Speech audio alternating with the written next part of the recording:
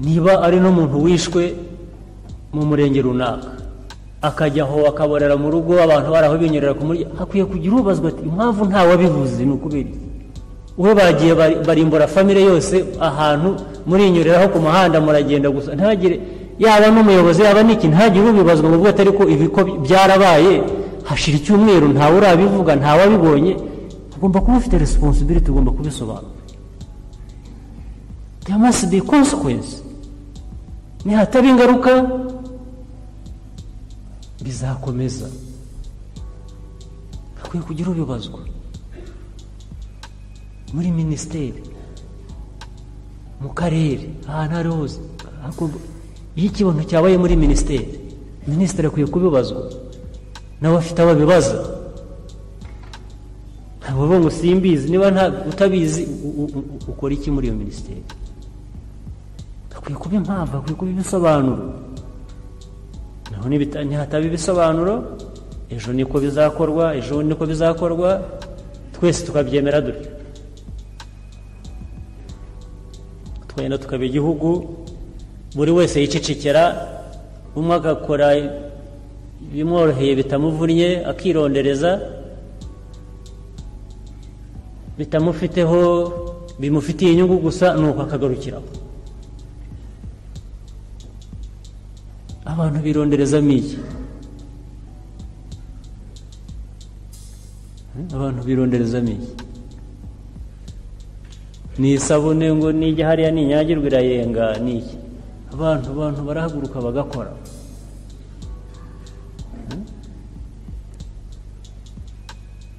Kandi icyiza cy'ubuyobozi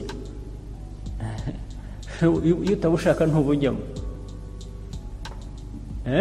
Hari abo bashyiramo umugozi bakamukurura bakamushyira mu buyobozi. Mu buyobozi nagira ngo hajyemo uwabitoranyije kujyamo.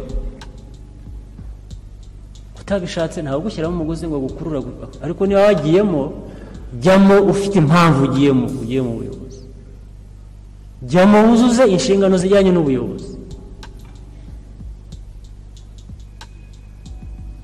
Nutazuzuza hakwiye kubaho consequences, hakwiye kubaho ingaruka. Ingaruka za mbere wari ukwiye kuba uzigezwaho n'abo bitwa ngo uyobora. Niba abanyarwanda bankundiraga ngo bemere nyine bazibaza abayobozi, ariko kugira ngo abayoborwa nabo nyine bashobore kugira ingaruka ku babayobora, nuko nk'umuturage nawe ugomba kumva ko hari inshingano ufite. Ni magirirane, ni ibintu byuzuzanya. Kuri ibyo bya corruption rero biracyahari. Umutungo mu bibazo dufite hangaha, abantu bagiye basuzuma ikibazo cy'amikoro, ikibazo cy'amafaranga, ntabwo ari cyo nagira icyambere. Ingamba dufata twaba tugira igihe tubisuzuma, tukagira uwo tubibaza kuri buri rwego. Ni ukuvuga ngo buri rwego buri wese afite ibyo akwiye kuba yabazwa. Naho ubundi tuzaba bo kujya twisubiramo buri munsi ukisubiramo.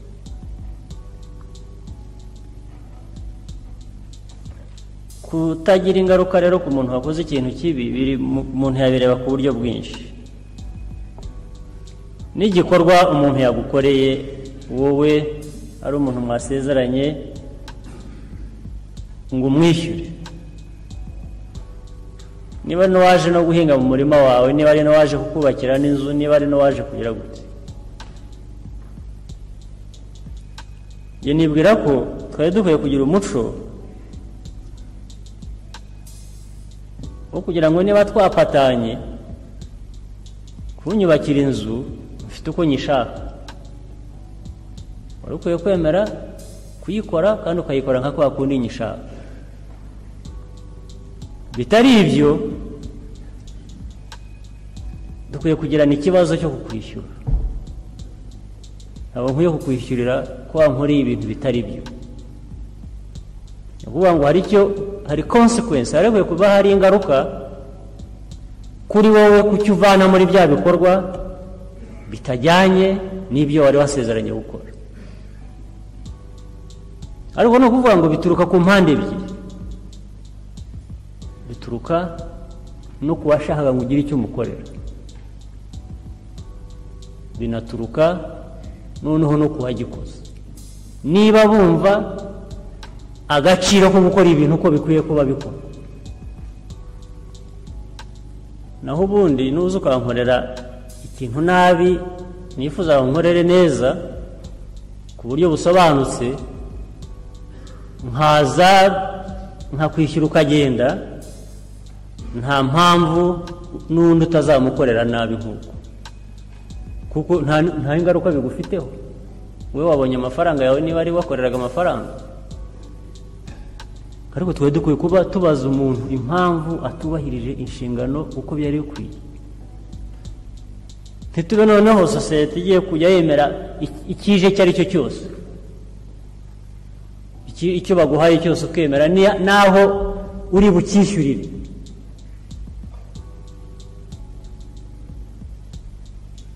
Ikintu cy'agaciro, ikintu cya karite, ikintu cyo kunoza ibintu, ikintu cyo gukora ibintu neza, ntabwo ari gifite ingaruka nyinshi ku mitekerereze no ku cyifuzo abantu baba bifuza kugeraho.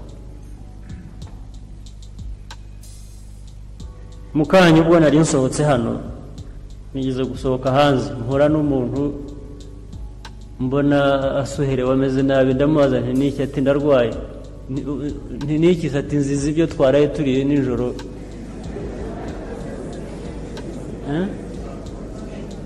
Food poisoning. Ngiye kubaza ati abantu bashize bati hari nk'abantu 50 cyangwa se bagiye kugera mu 100 bariho batwara mu hospital. Ubwo n'uwarwaye n'uwafashwe bishobora kuba byarangiriyeho. Ngiye nkwiye gusubira inyuma nkabaza ibintu warayimpaye ni ibiki? Ikindi n'uwamukodesheje ntabwo naguhaye amafaranga utabanje gusobanura impamvu wagaburiye abantu ibyo utagomba kubagaburira.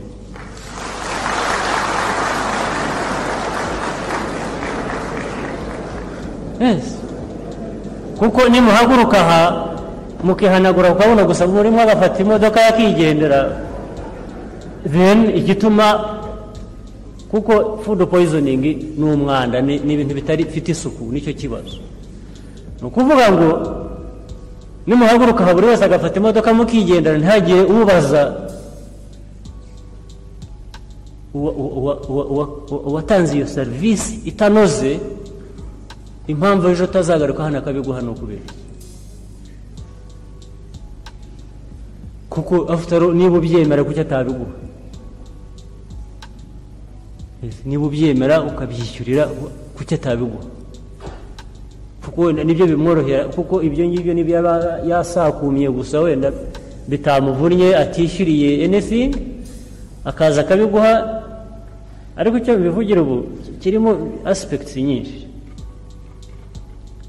niko abantu bataramenyera gukora neza niko bakora. Umuntu akora uko abonye, uwo babikoreye akakira ibyo abonye.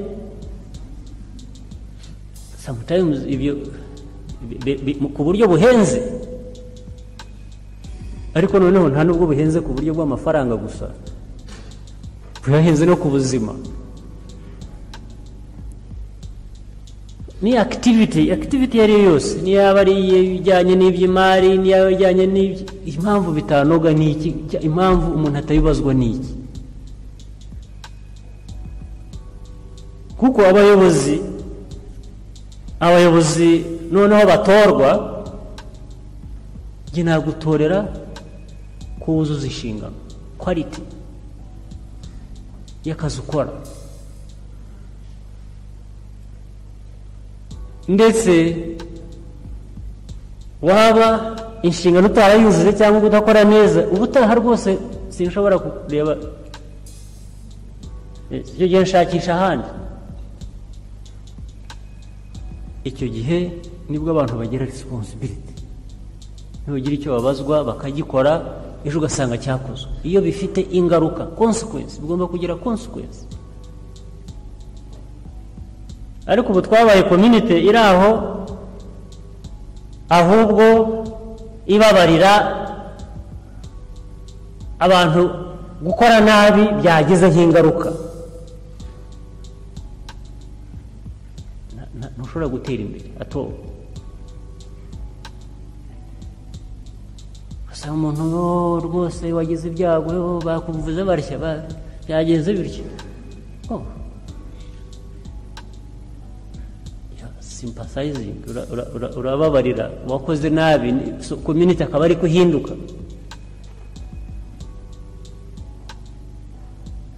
Kujya ku ruhande rw'uwakoze nabi.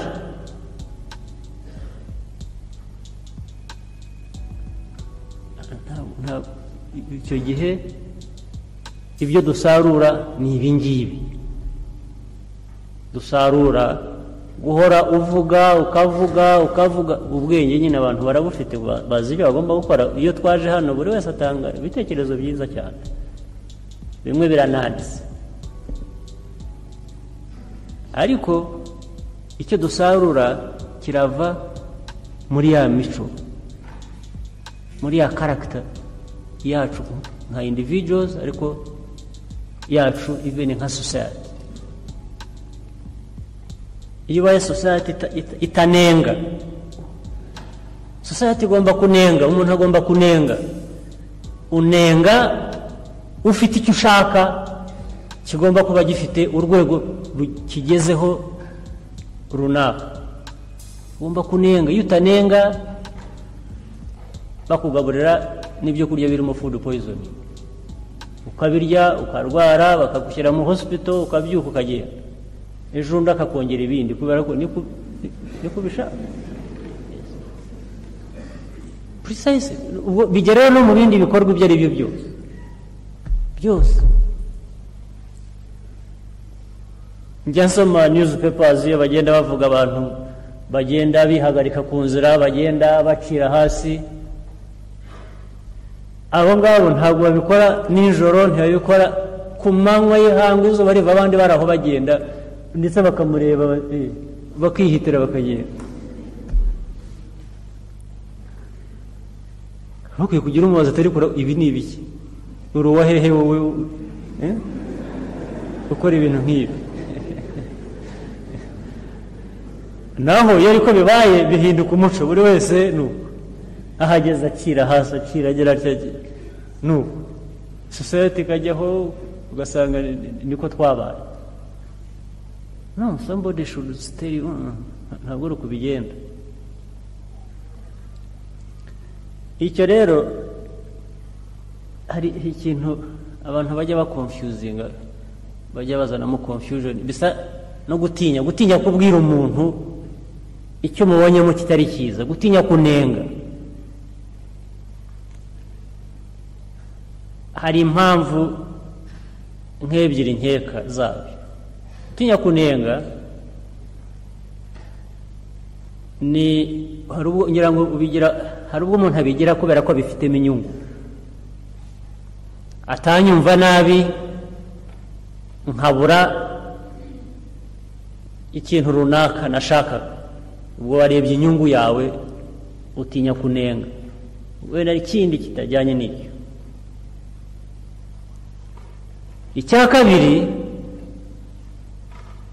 ni nka protection, ni nkawe kwirinda, ariko nanjye ejo bazamvuga iki, so ntabwo ndi buvuge kanaka kugira ngo nanjye atazamvuga. So abantu bose bagahitamo rero kwibera baryo, sinzakuvuga nawe ntuzamvuge, ntuzambwire icyo, ntuzanenge, sinzakunenga. Niko ikibi kigenda gikura, ni mu nyungu cyangwa se ni mu bitekerezo no mu ngiro no mu mico mibi yo kugira ngo uti kariya kantu nanjye nshobora kuzagakora kubera inyungu ngashaka simuvuga nawe atazamvuga. Ariko ikiba sacrifice aho ngaho nicyo kinini cyane, ni interest za buri wese, ni igihugu. Igihugu niho kiviramo kubona ibibazo nk'ibyo cyacu cyo cyabonye. Tolerance y'ikibi, tolerance y'ikibi ifite uko ipimwa. Tolerance bavuga ni nkuvuga ngo wihanganira amakosa umuntu yakoze, ariko harimo kugira ngo ahinduke. Ni ukuvuga ngo hagomba kubamo na effort yo kugira ngo ahinduke. Ntabwo ari tolerance gusa bisa nko kucyemera. Ayo macakubiri mwumva duhora tuvuga buri munsi, ingengabitekerezo ya jenoside, abantu birirwa bayiganira nk'ikintu cyo kuganira. Niba uyizeho umuntu, niba umuziho ibitekerezo nk'ibyo, mubwire ujye kubinyura iruhande, kubera ko ingaruka zabyo ntizigaruka kuri wa wundi gusa ubifite, zigaruka kuri buri wese. Ingaruka zabyo zijya ku gihugu cyose. Iyo ugenda usiba imihanda, usiba imingoti, ingaruka ntabwo ari wowe gusa we wabyirengagije. Ingaruka ni twese, n'uri mu birometero 200 bimugeraho. Nyirango tubyumvise dutyo byafasha, ariko cyane ndashaka kugaruka ku kintu cy'ingaruka. Agomba kubaho ingaruka. Ndabivugira hano mu bayobozi, tuvuge nk'ikintu kijyanye na za ruswa, ibintu bya corruption muri rusange. Mu minsi yashize ngira ngo byagiye biba ko hari n'abayobozi twagiye dusaba kwegura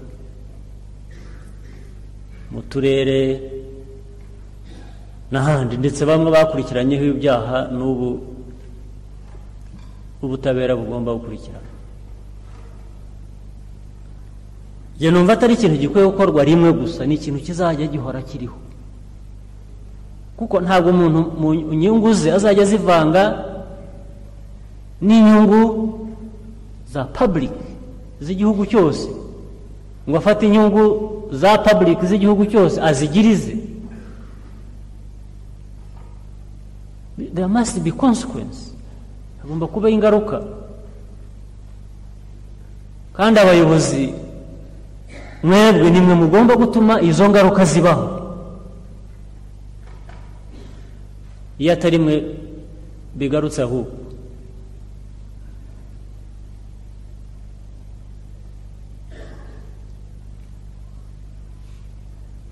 Abayobozi impamvu mwahoze muvuga ibintu bitajya mu bikorwa nicyo ngicyo.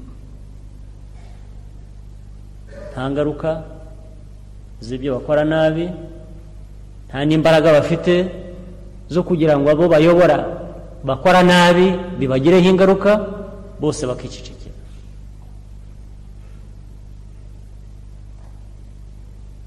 Icyo ndumva kuri jye nta kukinyura uruhande.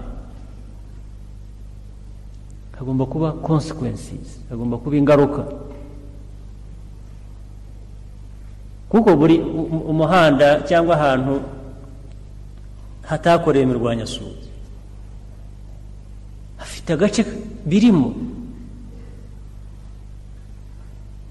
Ako gace gafite ukayobora. Impamvu hatagira umubaza impamvu bidakorwa no kubera buri gace k'u Rwanda gafite uko kayobowe guhera hejuru kugera hasi.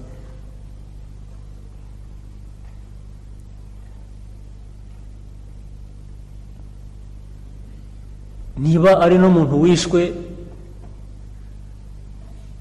mu murenge runaka akajya aho akaborera mu rugo abantu baraho binyurira ku muryango, hakwiye kugira ubazwa ati impamvu ntawabivuze ni ukubera iki? we bagiye barimbura famire yose ahantu murinyuriraho ku muhanda muragenda gusa, ntagire yaba n'umuyobozi yaba n'iki, ntagire ubibazwa mu bwate, ariko ibi ko byarabaye hashira icyumweru ntawe urabivuga ntawabibonye. Ugomba kuba ufite responsibility, ugomba kubisobanura. There must be consequence. Nihataba ingaruka bizakomeza.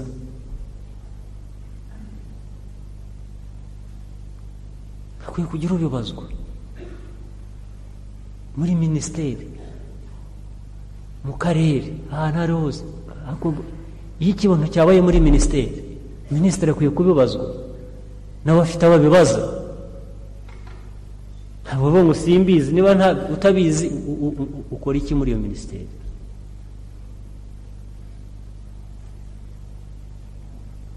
Akwiye kuba impamvu, akwiye kuba ibisobanuro.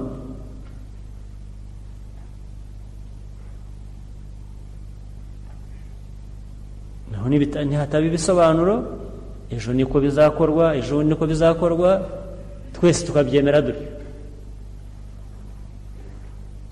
twenda tukaba igihugu buri wese yicecekera, umwe agakora bimworoheye bitamuvunnye, akirondereza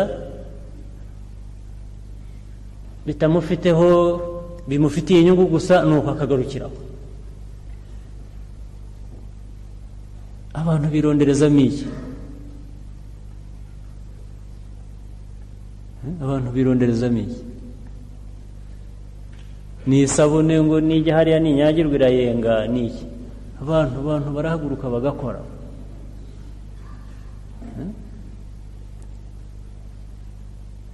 Kandi icyiza cy'ubuyobozi iyo utabushaka ntubujyamo.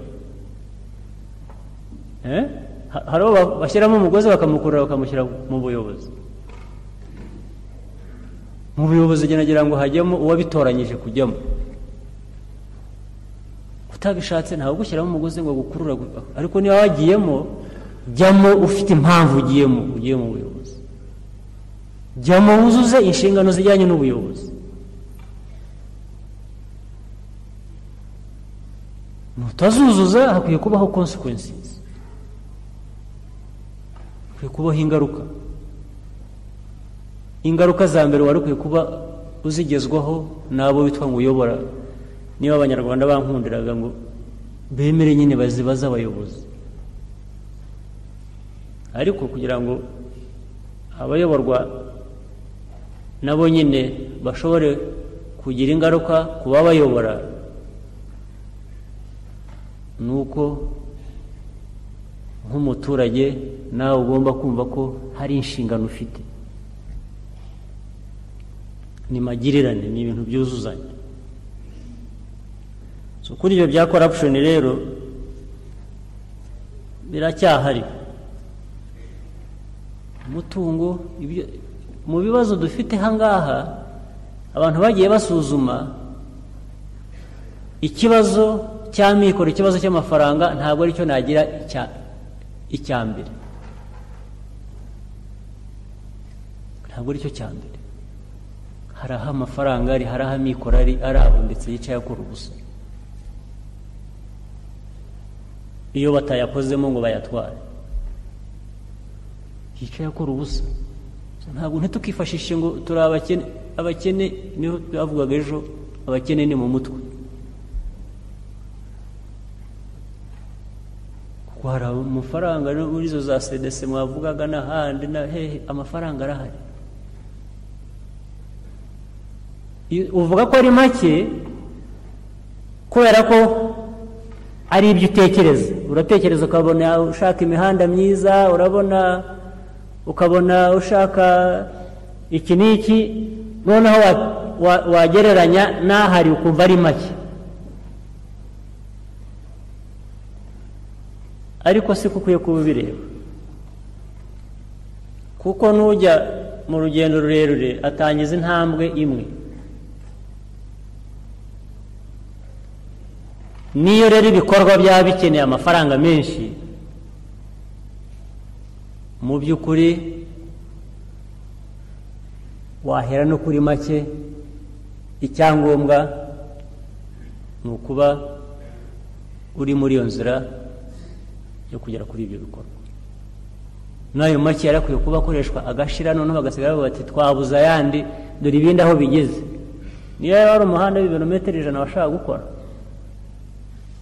ukoze metero imwe, kilometero 100 ugakora kilometero imwe, uri mu nzira ubwo wateye intambwe, ejo uzasigara ushaka indi kilometero kugira ngo uzirangize zose.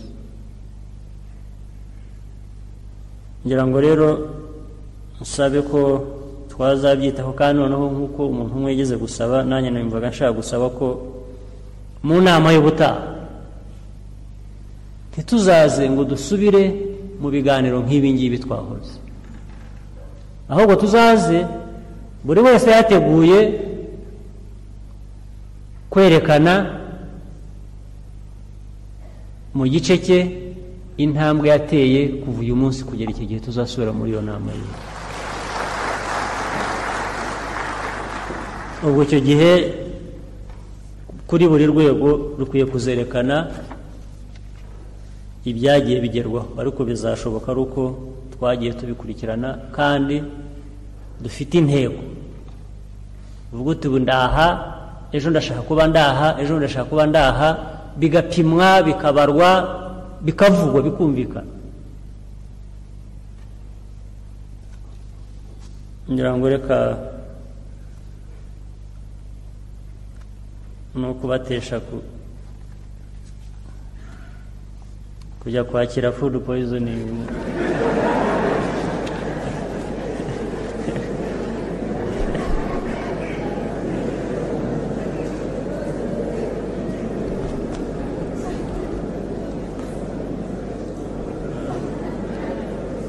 ariko nizeye ko dushobora gukora ku buryo tutajya tuyibona tukabona ibyiza. murakoze.